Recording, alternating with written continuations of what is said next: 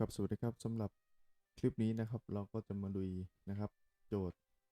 ข้อที่2นะครับในการแก้ปัญหานะครับโดยใช้ภาษา Python นะครับโจทย์ข้อนี้นะครับก็คือเอาตัวข้อความนะครับจากข้อที่1นะครับให้เราเอามาเขียนโปรแกรมให้ออกเฉพาะ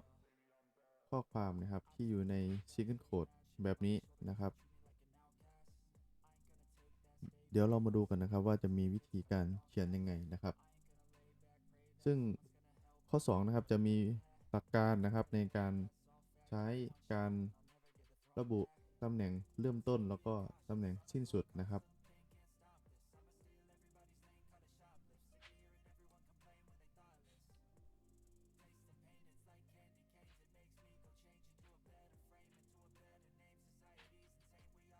อันนี้ขอทำขีดกั้นไว้นะครับเพื่อให้ดูง่ายนะครับเป็นการแบ่งนะครับแบ่งออกให้ชัดเจนนะครับว่าข้อ1เวลามันแสดงผลออกมาแล้วมันจะอยู่ตรงไหนนะครับข้อ2แสดงผลออกมาแล้วจะอยู่ตรงไหนนะครับเพื่อไม่ให้เรางงนะครับเริ่มต้นนะครับเราก็จะใช้นะครับตัวแปรที่ชื่อว่าตัวนี้นะครับแล้วก็ใส่เลข1เข้าไปนะครับแล้วก็แบบนี้นะครับแล้วก็ก๊อปเอาด้านบนนะครับเนี่ยคือชนิดข้อความของเรานะครับที่เก็บไว้ในตัวแปร str1 นะครับทีนี้เราจะทำการใช้ฟังก์ชัน print นะครับให้ข้อความเนี่ยตัว c def เนี่ยออกมานะครับใส่คำสั่ง print เลยครับ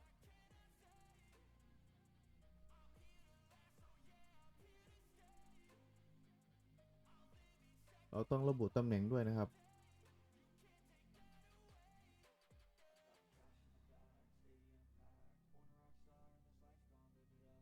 เราต้องระบุ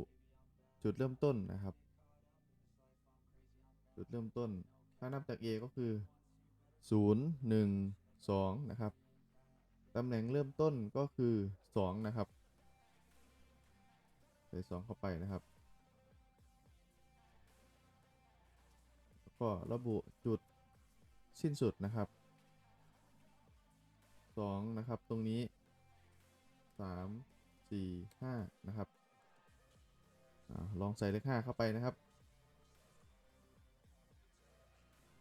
ทีนี้เราก็จะเรียกตัวแปรนะครับ str1 ออกมานะครับ1แล้วก็ใส่ตัวก้ามปูนะครับ2แล้วก็5นะครับกดเซฟนะครับแล้วก็กด Ctrl S นะครับ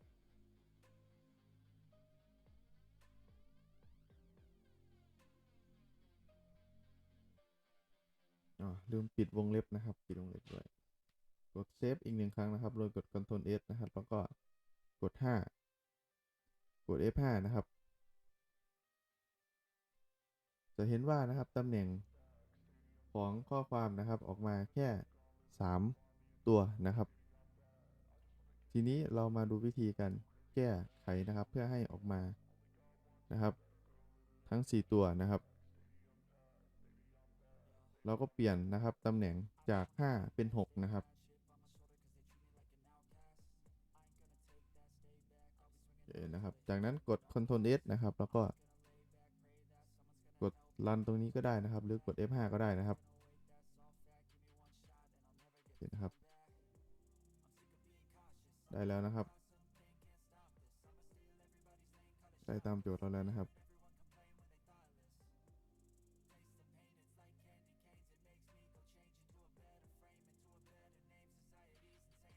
โอเคครับเดี๋ยวแบ่งหน้าจอให้มองเห็นชัดๆนะครับ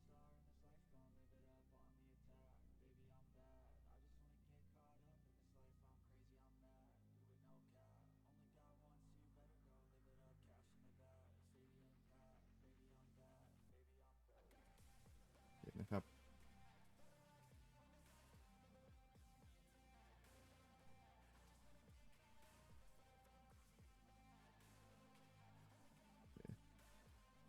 แบบนี้นะครับทีนี้เราเหลือข้อความนี้นะครับ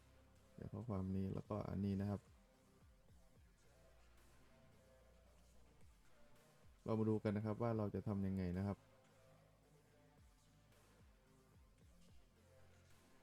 ใช้คำสั่งเดิมนะครับคำสั่งปริ้นนะครับขอก๊อปตรงนี้เลยนะครับเพื่อความรวดเร็วนะครับวางลงไปนะครับทีนี้เรามาดูตำแหน่ง M นะครับ M ที่ตำแหน่งที่เท่าไหร่นะครับเราก็นับเหมือนเดิมนะครับนับเหมือนเดิมนะครับ0 1 2 3 4 5 6 7 8 9 10 11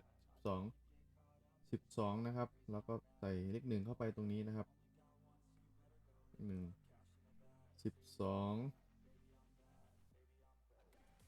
13 4 5 6 17นะครับตำแหน่งที่17นะครับ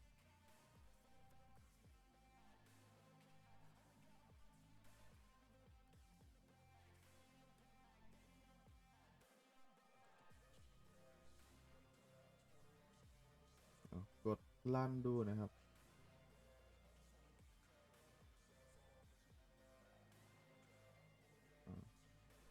ผลลัพธ์ออกมาไม่ตรงนะครับลืมเปลี่ยนตรงนี้นะครับเอาใหม่นะครับเติมเลข1เข้าไปตรงนี้นะครับกดเซฟนะครับกดลั่น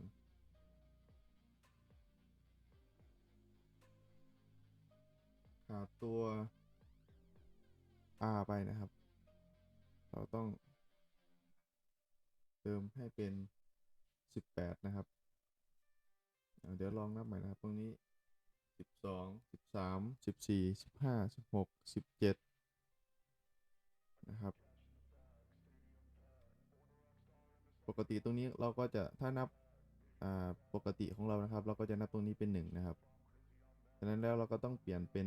18นะครับถ้า17มันออกมาไม่ครบเปลี่ยนเป็น18นะครับ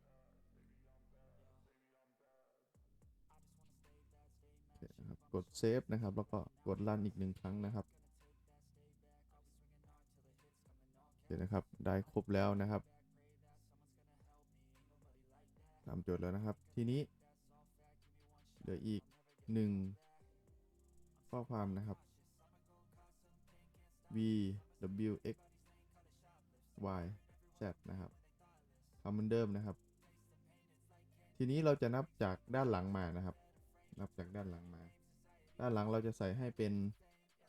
ติดลบนะครับติดลบนะครับก็ลบตรงนี้ออกก่อนนะครับใส่อันนี้ไว้เหมือนเดิมนะครับเริ่มนับนะครับตรงนี้ลบ1 2 3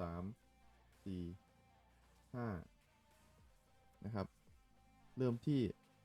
ลบ5นะครับลบ5ลบ5ถึงลบ1นะครับลองดูนะครับลบแล้วก็ลบ1นะครับกดเซฟ Ctrl S นะครับกด F5 นะครับเพื่อรันดูผลลัพธ์นะครับจะเห็นว่ามันขาดไป1ตัวนะครับขาดไป1ตัวนะครับวิธีการแก้นะครับลบออกเลยครับตรงนี้นี้ด้วยนะครับกดเซฟนะครับแล้วก็กด F5 เห็นนะครับจะเห็นว่านะครับตัวอักษรนะครับที่เรากรองออกมาจากสตริงตรงนี้นะครับก็ครบแล้วนะครับค่อยๆทำไปเรื่อยๆนะครับถ้าโปรแกรมยังไม่ได้ผลลัพธ์ตามที่เราต้องการนะครับแล้วก็แก้ไขนะครับให้ได้ผลลัพธ์ตามต้องการนะครับการเขียนโปรแกรมนะครับก็มีข้อผิดพลาดเป็นเรื่องธรรมดานะครับทั้งนี้ทั้งนั้นนะครับถ้าเราแก้ไขตรงจุดนะครับหาจุดที่ผิดพลาดเจอนะครับเราก็จะได้ผลลัพธ์ตามที่เราต้องการนะครับโอเคครับสำหรับคลิปนี้ก็ขอจบไว้เพียงเท่านี้ครับสวัสดีครับ